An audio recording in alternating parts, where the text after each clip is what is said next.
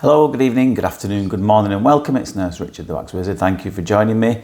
You're going to like this one. As you can see it's a really mushy, soggy skin one.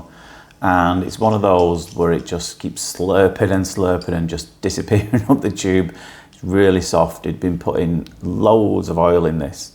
The story behind this fella is a nice chap. He'd never had his ears done before. But he has seen lots of audiologists and lots of them have prescribed him hearing aids. And the last one actually wasn't that long ago. He paid quite a lot of money for it as well. And I asked him, I said, did they actually look inside your ears or did they just do the test? And he said, do you know what, I can't remember them actually looking inside the ears, which you think would be the first port of call, wouldn't you? To make sure there's nothing physical blocking the sound from getting through. I know it seems like common sense to you and I, but to some, maybe it wasn't. So I think he's going to go back to that audiologist and say, there's no way this is like only just come suddenly.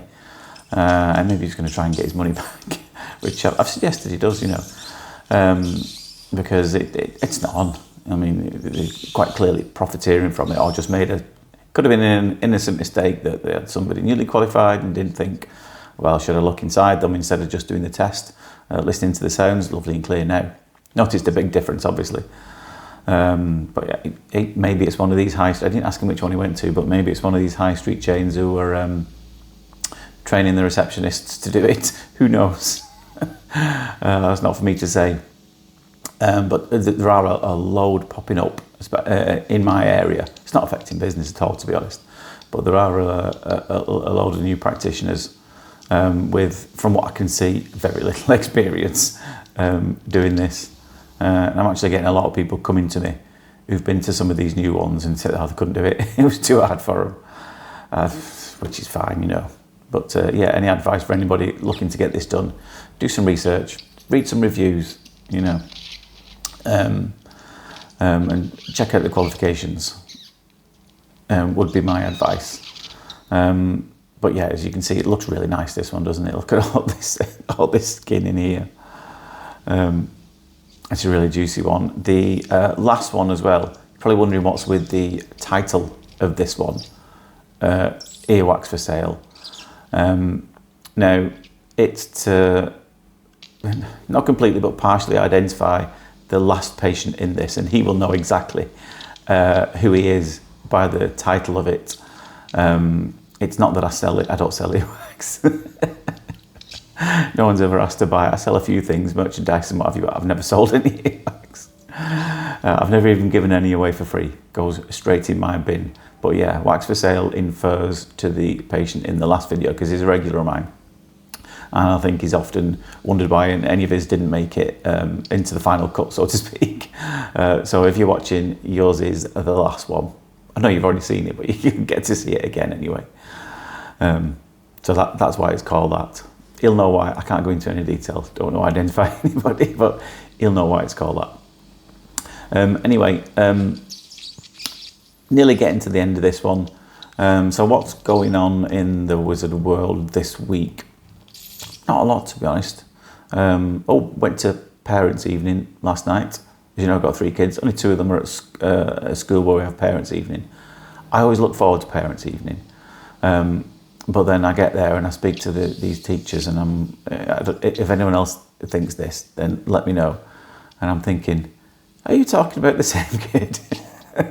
I know a lot of them behave differently at school than they do at home, don't they? And don't get me wrong, they're great kids, they all are. But I'm thinking, huh? Who's this you're talking about? Anyway, but on the whole, we always get really, really good reports.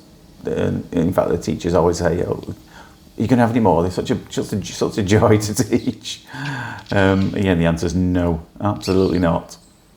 It was an original, well, not a plan, but we did toy with the idea of having 4. We've got 3. But twins runs really strongly in the family. My dad's a twin, my grandma was a twin. It doesn't even skip a generation. It's like almost a surefire thing that every generation gets a twin. So you can guarantee that if we'd have gone for 4, we'd have ended up with 5. And I've always said the amount of children that you want should dictate. As soon as it dictates, look at this thing wobbling about here. He's having a little dance into it. As soon as you can't fit all your kids in an ordinary car, that's when you should stop having kids. Like as soon as you have to start getting people carriers or a minibus or a coach, then that's when you need to stop. So 3 was enough. So yeah, parents' evening was good. My eldest actually just finished university last week. That's our Jake, he's 21 now, I have to think then. And he's just finished a degree in biochemistry, smart kid, don't know where he gets it from. And he got a first class honours degree, which I'm obviously very proud of him for. He's just got to get a job now and start paying the rent. I just asked the patient to do a quick Valsalva manoeuvre there, because he still gets a bit bunged up. I think he does have some mild eustachian tube dysfunction, because he said it was still a bit muffly. So I've asked him to pinch his nose and blow. That's the Valsalva manoeuvre. And it forces air up the eustachian tube, and you'll see the eardrum just flex outwards. It's just checking that those tubes there are not too blocked. And it is one too bad. I think it's fairly mild what happens to him. So yeah, this is wax for sale. You can probably recognise it. Now, you can guarantee whenever I see him, I know that he's going on holiday soon. Has more holidays than Gloria Runniford. That won't mean anything to anyone who's not a certain age in the UK. And I think this was the day before a flight, if I'm not mistaken. Because it does build up quite regularly, every few months, every 6 months or so. And so whenever you go on a holiday, flying just affects it a little bit. That's more of an inner ear thing. But when you get in water, that can make more of an issue. And obviously a lot of people go in water and pools when they're on holiday or away. And that, so he always comes just to prevent that problem from happening. So a nice little nugget, as you might have heard him say in the background there, down there for that one. He's got quite a difficult ear as well. It's a bit bendy and a bit twisty, a bit difficult to get into. This one as well, just tidy up a little bit on the outside while I'm on my way in. It's always quite dry, his wax, and it's kind of an uneven shape. It's kind of a bit bobbly and bumpy, so it's hard to, with this one anyway, it was just difficult to get a perfect grip and a perfect seal on that, because you've got these like rocky edges. And I was mauling about with it a bit too long, to be honest, before I realised that the flatter surface was nearer towards me. So I think I just brought the suction tube a bit further down, tried to lift it up from just underneath, and all of a sudden it just hopped up into the tube. There we go. And I thought that was it. I thought brilliant. But your heart sinks when you see what you'll see after this. And wait for it. Oh no. Looks like a little beetle, doesn't it? Hiding down there. And because he's got this such a bit of a narrow and twisty one, a bit difficult to get into this. So I swapped to the fine end tube, but trying to get down there without making contact with the canal wall, quite tricky. Excuse me. But thankfully that little beetle just jumped up there.